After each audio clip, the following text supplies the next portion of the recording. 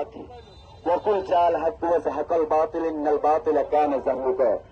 সম্মানিত উপস্থিতি, আপনারা জানেন যে এই বাংলার জমিনে হাদি ভাই বাংলাদেশের জন্য একমাত্র হাদি ভাই কাজ করে গিয়েছে।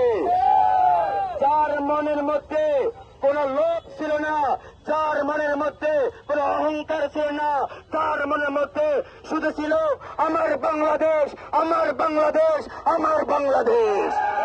অথচ আমার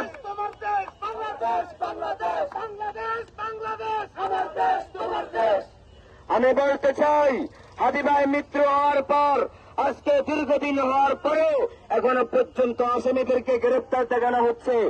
আমাদের স্পষ্ট ঘোষণা, যদি আগামী এক সপ্তাহের ভিতরে হাদি ভাই হত্যাকারী থেকে বাংলাদেশে না আনে, এক সপ্তাহ পরে আবার রাজপথে নামবো।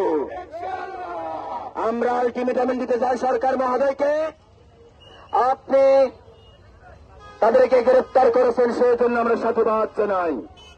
তারই সাথে সাথে আপনাকে বলতে চাই, অতি শীঘ্রই খুনিদেরকে বাংলাদেশে এনে তাদের পিছনে কারা জড়িত আছে, কারা ইন্ধন দিয়েছে, কে ইন্ধন দিয়েছে, সকলকে ফাঁসির কাঠ গড়ায় দাঁড় করাতে হবে।